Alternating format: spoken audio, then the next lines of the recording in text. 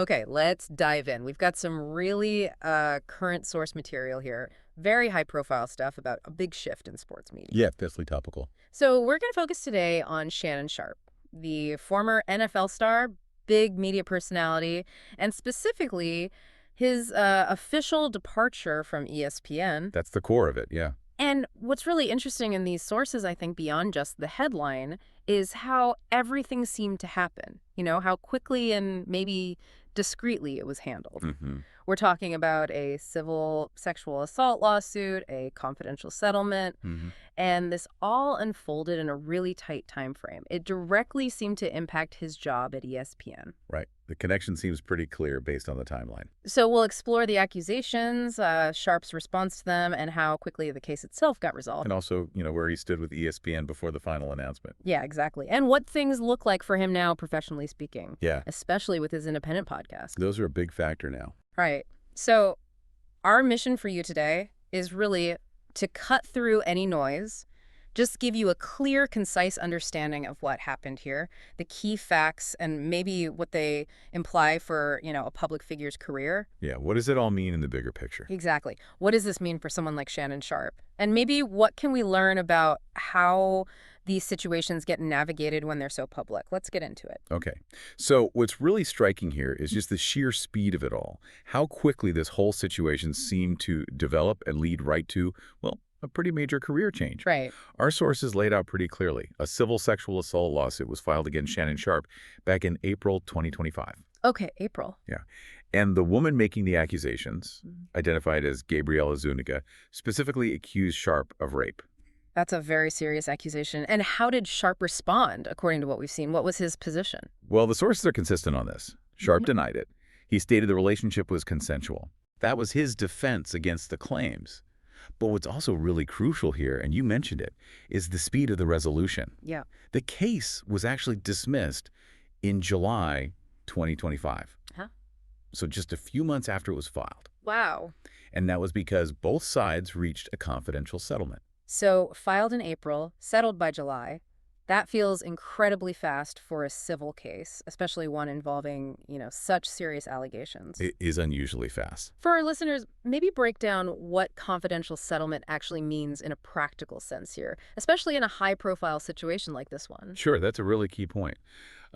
Basically, confidential settlement means that specific details, the terms of the agreement, like whether there was a financial payment or what other conditions might be involved, none of that is made public. Gotcha, okay. So for someone like Sharpe, it means the case goes away quickly. He doesn't have to admit fault in a court of law, but it also means there's no public declaration of innocence or guilt from the court. Right, no official judgment.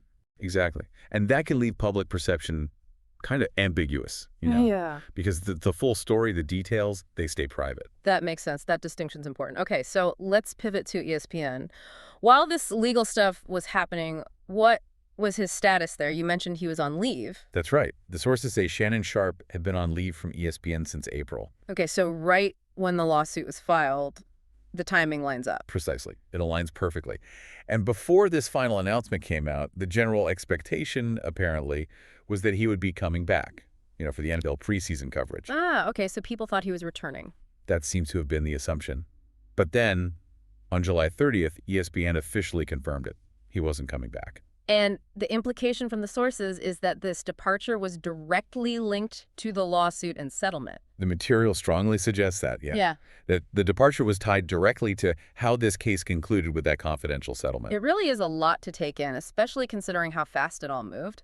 I mean, 1 minute, he's a huge presence on a major network. The fixture, yeah. And the next, he's dealing with this huge personal and professional challenge.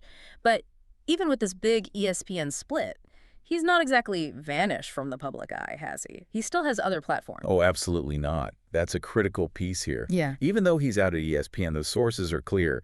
Shannon Sharpe is still hosting his independent podcasts. Club, Shay, and Nightcap. Exactly. Yeah. Those shows operate completely independently, no network ties. And this isn't just like a minor detail. Right. It really shows how media figures now build these sort of portable brands. That's a good way to put it. 10, 15 years ago, getting dropped by a major network, that could be career death. For sure. But now, someone like Sharpe, who's built up a huge following, can leverage that audience directly through his own platforms. It kind of decouples his brand from the traditional networks, the gatekeepers. Which probably makes navigating a situation like this different. Maybe more complicated, but also gives him more control in some ways. Exactly. It makes it more complex, Yeah. but it also potentially makes his career more resilient to these kinds of controversies, paradoxically. So let's try to wrap this up. What does all of this mean? We've sort of traced this rapid timeline of Shannon Sharpe leaving ESPN. We understand now it seems directly linked to that confidential settlement from the civil suit. hmm Filed in April, dismissed in July after the settlement. Right. And even though that's a massive career shift, leaving ESPN, he's still got a very active public platform with his own podcasts. It's quite a case study, really, in managing reputation today. It really is. And if we Absolutely. zoom out a bit, connected to the bigger picture, it brings up a really important question for you, the listener, to think about. Okay. In this age we're in, constant information, news cycle spinning so fast, Yeah. what does it actually mean when public figures have to navigate really serious civil allegations like these? Yeah. What does that process look like now? And specifically, how does something like a confidential settlement, where the details are kept private, how does that shape how the public understands the situation? Especially when the person involved still has a big public platform. Right. Because there's no definitive public answer from the legal system in that scenario. Exactly. It leaves a lot open to interpretation. So yeah, it's definitely something to mull over. Hopefully this deep dive has given you a maybe clearer lens to look at these kinds of complex stories.